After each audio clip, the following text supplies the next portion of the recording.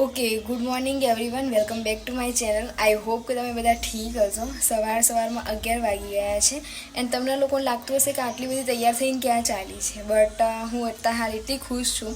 હું જઈ રહી છું મારા પિયર જસ્ટ બિકોઝ મારી મમ્મીનો બર્થડે છે આજે. એન્ડ મેં મારા હસબન્ડને ખાલી મજાકમાં એવું કીધેલું કે આજ સુધીમાં એવું નથી બન્યું કે મારા મમ્મી પપ્પાનો બર્થડે હોય અને હું એમને મળી ના હોય.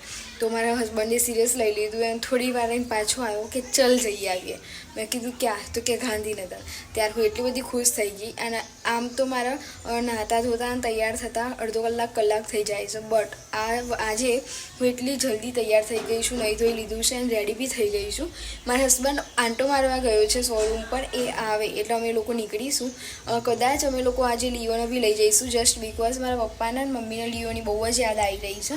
તો કદાચ અમે લોકો લઈ જઈએ, બટ ગરમી છે તો નક્કી નથી હજુ. બટ એ આવે એટલે પછી નક્કી કંઈ અમે નીકળીએ. ઓકે સો ગાઈસ, પછી નીકળતા હું તમને કહું. Okay, bye bye.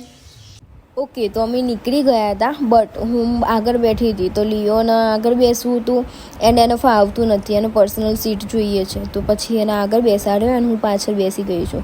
તમે જો કેટલી મસ્તી કરી રહ્યો છે. એને ગરમી લાગે છે એટલે અમે કંઈ લઈ નથી જતા, બટ આજે લઈ જઈએ છીએ મમ્મીના ઘરે અમે લોકો.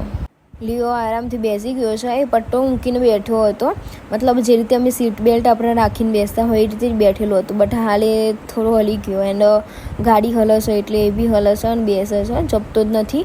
ક્યારનો મસ્તી કરે જ જાય અને વારે ઘડીએ મારા હસબન્ડ જોડે ખોડામાં બેસવા માટે રિસાય છે, એના જોડે જવા માટે રિસાય છે. એ રહ્યો લીલી બોલાય તો ડેડુ પપ્પા બોલાય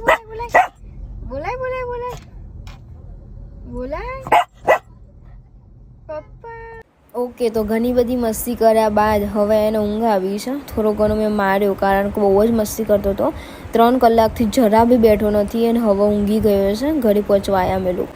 ઓકે, તો અમે બાયડ પહોંચવા આવી ગયા છે રિટર્ન, બટ લિયો એટલું જીદ કરીને બેઠો છે. મારા હસબન્ડના ખોરામાં જ બેઠી રહ્યો છે એ લોકો. એનો ઘણી મારા જોડે બેઠો, મારા બેન જોડે બેઠો પાછળ, બટ એના આગળ જ બેસવાની આદત પડી ગઈ છે એટલે મારા હસબન્ડ જોડે રિસાઈને બેઠો છે. હવે એને એવું છે કે હું જ ગાડી ચલાવું છું, બસ આજુબાજુનું એનું જોવું છે, એને બેઠા આનંદ માણવો છે. ક્યારનો રિસાયેલો હતો, હવે ત્યાં એના જોડે જ બેસી રહેલો છે. ઓકે ગાઈસ, અમે લોકો રિટર્ન આવી ગયા છે બાયડ અમારા નણંદના ત્યાં.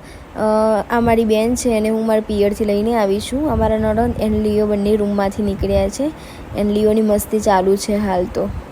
સોરી ગાઈસ, હું મારું ઘર બતાવી ના શકી જસ્ટ બિકોઝ મને જોઈને મમ્મી થોડી ઇમોશનલ થઈ ગયેલી હતી એટલે હું વિડીયો શૂટ ના કરી શકી. બટ હાલ હું ખુશ છું અને મારા હેતુ દીદીના ઘરે આવી ચૂકી છું.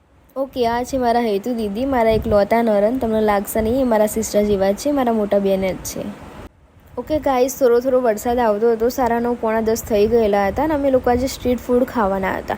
તો આજે અમે લોકો બેઠા હતા અહીંયા બહાર એન્ડ બધા લોકો બેઠા હતા, વાતો કરતા હતા. એન્ડ આજે અમે લોકોએ સ્ટ્રીટ ફૂડ ખાઈને જ રાત કાઢવાના હતા બિકોઝ ઓફ ઘરે બનાવવાની ઈચ્છા નથી એન્ડ બહારનું ખાવાની ઈચ્છા હતી. થોડો વરસાદનો મોસમ હતો તો આજે અમે લોકોએ સ્ટ્રીટ ફૂડ જ ખાધું. એન્ડ સોરી ગાઈસ, હું રાત્રે થોડું એન્ડિંગ કરી શકી નથી.